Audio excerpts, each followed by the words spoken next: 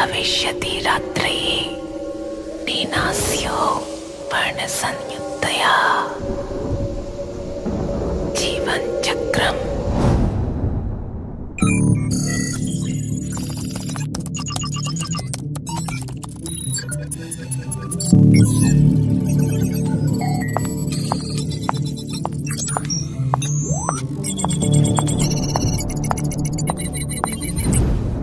Are you sure? तुम्हारी आखिरी team जो फील्ड में सर्वे के लिए गई थी, उनके 5 लोग इसी एरिया से गायब हुए थे।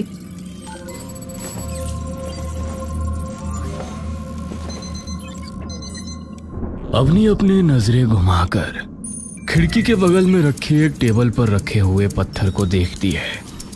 अवनी मेघा की तरफ देखती है और उसके कंधे पर हाथ रख देती है। डोंट वरी, अब की बार मैं हूं तुम्हारे साथ, कुछ नहीं होने दूंगी। 6 लोगों की टीम में सिर्फ अकेली मैं बची। अगर कुछ मिला तो सिर्फ ये 5 पत्थर। इस पत्थर के बारे में मैंने तुम्हें नहीं बताया ना अभी तक? क्या नहीं बताया? इन 5 पत्थरों की शेप ध्यान से देखी है तुमने? हाँ, एक वूम की शेप है, पर ये शेप किसी सिंपल वूम की नहीं है, एक प्रेग्नेंट औरत के वूम की है। व्हाट? सबको यही लगा कि इन 5 पत्थरों की सिर्फ शेप नॉर्मल है, पर मुझे पता था इन 5 पत्थरों में कुछ और भी छुपा है। तो आपको कुछ मिला? अवनी पत्थर की ओर देखती है और उसके पास चली जाती है और जिस टेबल पर वो पत्थर रखा होता है उसकी ड्रॉअर से एक कागज निकालती है। इन्हें स्कैन किया गया तो इनमें से ना कोई रेडिएशन मिली और ना ही कोई और एनर्जी, पर हम एक चीज चेक करना भूल गए। क्या? Audio frequency. जब मैंने इन पत्थरों को इंफ्रासाउंड डिटेक्टर्स में एनालाइज किया तब उनमें से एक बहुत ही कम फ्रीक्वेंसी की साउंड वेव डिटेक्ट हुई। क्या था उसमें? एक संस्कृत का श्लोक था, वो भी पूरा नहीं सुन पाए, सिर्फ कुछ ही शब्द डिकोड कर पाए। क्या थे वे शब्द? मेघा और अवनी एकदम से बाहर की ओर देखते हैं। एक संस्कृत का कोई श्लोक था। अवनी वो कागज खोलती है और उसे पढ़ने लगती है।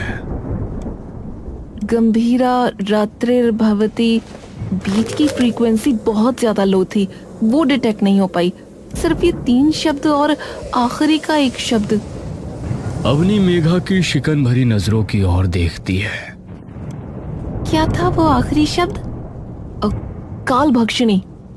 मेघा जैसे ही वो नाम सुनती है उसके शरीर का हर कतरा कांप उठता है, ना जाने क्यों। क्या मतलब है उस श्लोक का और इस शब्द का? गंभीरा रात्रिर्भवति, जब रात और गहरी हो जाए। काल भक्षिणी, वक्त को खा जाने वाली।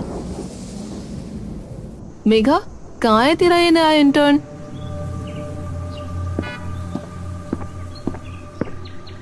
आ गया मैम, आ गया।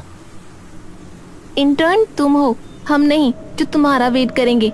You should be on time. I am so sorry ma'am, वो मैं मंदिर में माथा टेकने के लिए रुक गया था। अवनी एकदम से राहुल की ओर देखती है। तुम भगवान को मानते हो? बस मानता नहीं हूँ, शिव शंभू का भक्त और माता रानी का बेटा हूँ मैम। अरे ये क्या लिया यार मेघा, माना तेरा बॉयफ्रेंड है, बट कम ऑन। सिर्फ बॉयफ्रेंड है इसलिए नहीं लाई मैम, इसकी ऑब्जर्वेशन स्किल्स बहुत बढ़िया है। पैटर्न्स और अलग चीजों को पहचानना इसके खून में है। इसके पापा बड़े फेमस प्राइवेट डिटेक्टिव थे। अच्छा ठीक है, फिर इससे कहियो कि मुझसे कम ही बात किया करे, फालतू में ऑफेंड हो जाएगा वरना। अरे नहीं, जब काम की बात आती है तो वहाँ ये एकदम सीरियस रहता है। मुझे भी मैम बुला रहा है, आपने देखा ना? हाँ ठीक है। तीनों टैक्सी में बैठकर गूढ़ वन की ओर निकल लेते हैं।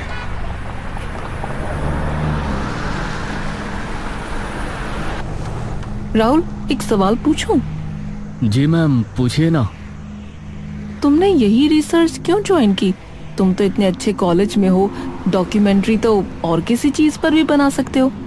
बना तो सकता हूँ, पर मेरे लिए ये ज़्यादा इंटरेस्टिंग है क्योंकि इसमें कुछ नया है। क्या पता कोई नई कहानी मिल जाए, क्या पता कोई नई महागाथा मिल जाए, क्या पता कोई नया भगवान मिल जाए। अवनी कुछ देर राहुल को मुस्कुराकर एक अजीब सी नजरों से देखती रहती है। जुनून है अभी नई चीजों का, कुछ अलग करने का है ना। उम्मीद करती हूँ तुम्हारे मन में हमेशा यही जुनून बना रहे, क्योंकि उम्र का तकाजा ऐसा है कि एक वक्त पर सिर्फ पुरानी बातें याद रहती हैं। राहुल चुपचाप अवनी को देखता रहता है। गाड़ी जंगल के बीचों बीच एक सुनसान सड़क पर आकर रुकती है। तीनों गाड़ी से उतरते हैं। अवनी अपनी जेब से निकालकर कुछ पैसे ड्राइवर को दे देती है। शुक्रिया भैया।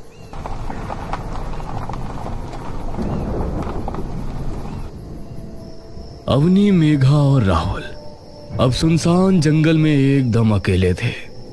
अवनी अपने बैग से 2 वॉकी टॉकी निकालती है।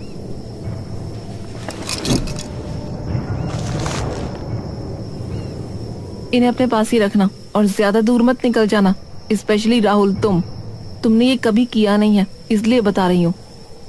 अवनी, वैसे हम यहाँ सुबह भी तो आ सकते थे ना, फिर अभी क्यों आए? और एक बात मैम, और जो मुझे पूछनी थी, आमतौर पर ऐसे रिसर्च में टीम बहुत बड़ी होती है, लेकिन हमारी टीम में सिर्फ 3 लोग हैं, क्यों?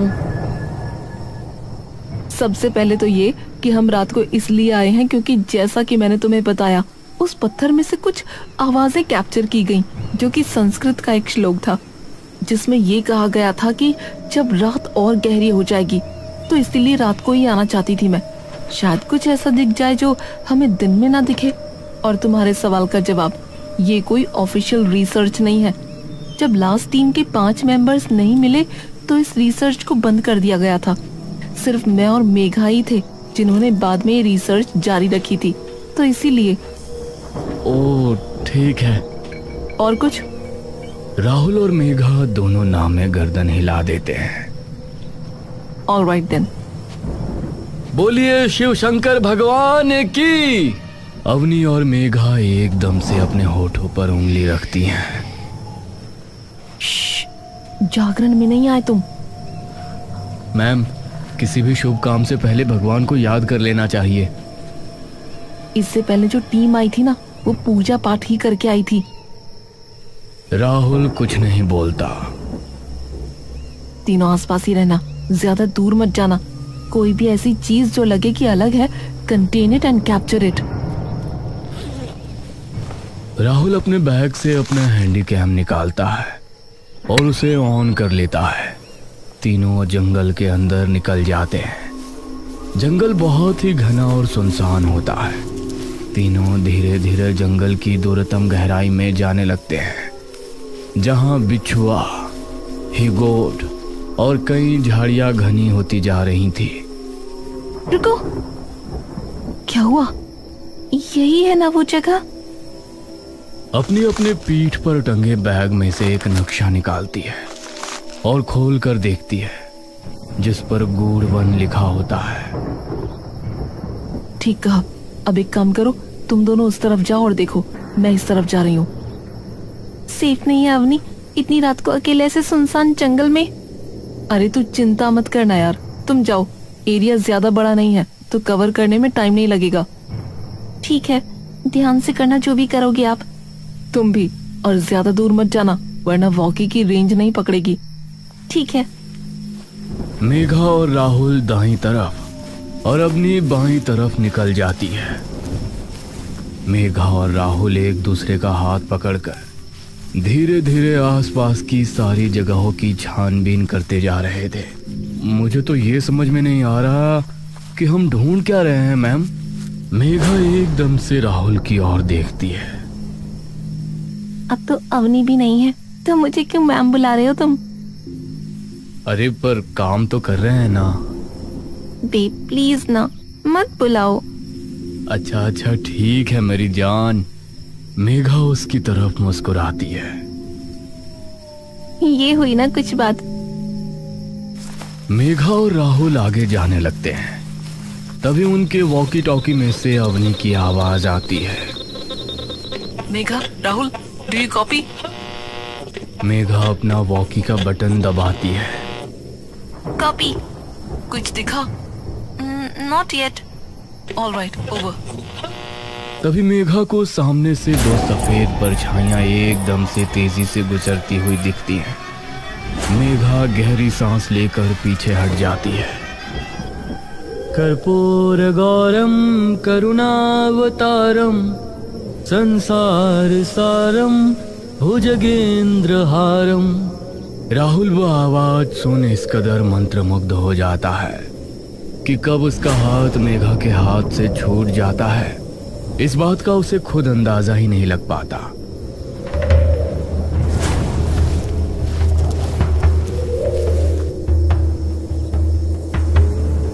आ जाओ, आओ ना, आओ। मेघा का दिमाग डर से इतना सुन्न पड़ चुका होता है कि उसे इसकी भनक नहीं पड़ती कि राहुल उसका हाथ छोड़ कहीं और जा चुका है। मेघा वॉकी को अपने कानों के पास लाती है और उस आवाज को ध्यान से सुनने की कोशिश करती है।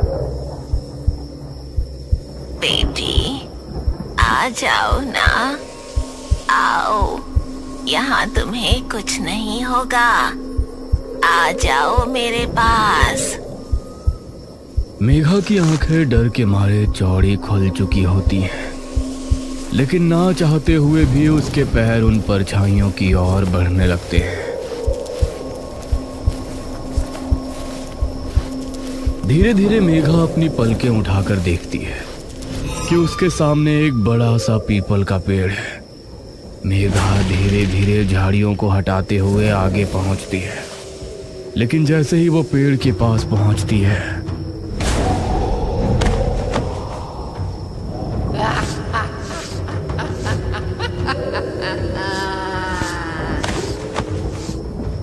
ये मैं कैसे? ये तो मैं हूँ। मेघा कांपती बिखरी सांसों से रोना शुरू कर देती है।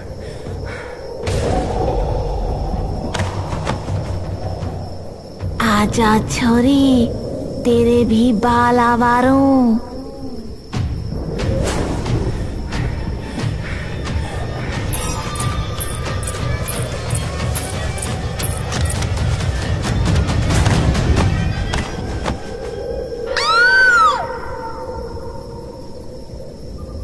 राहुल मंत्र की ओर बिना कुछ सोचे समझे जा रहा होता है कि तभी उसे अपने सामने एक अग्निकुंड दिखता है, जहां एक मर्द औरत के लिबास में कुंड के सामने बैठा है।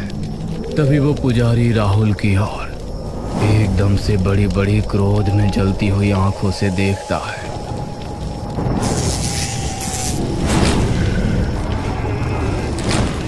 राहुल का शरीर मानो एकदम से बेजान हो जाता है। राहुल वहीं बिखर कर गिर जाता है और जैसे ही वो गिरता है, वो पुजारी जोर से अपनी दैत्य ध्वनि में चिल्ला उठता है, स्वाहा! आहुति संपन्न हुई। अवनी अपने वॉकी टॉकी पर राहुल और मेघा से बात करने की बहुत कोशिश कर रही होती है। Megha, Rahul, do you copy? दूसरी तरफ कोई आवाज नहीं आती। Damn it! अवनी उन्हें ढूंढने के लिए पीछे मुड़ती है कि तभी उसे मेघा के चिल्लाने की आवाज आती है। अवनी मुड़कर उस आवाज की ओर देखती है। जैसे ही वो आवाज के करीब पहुंचती है,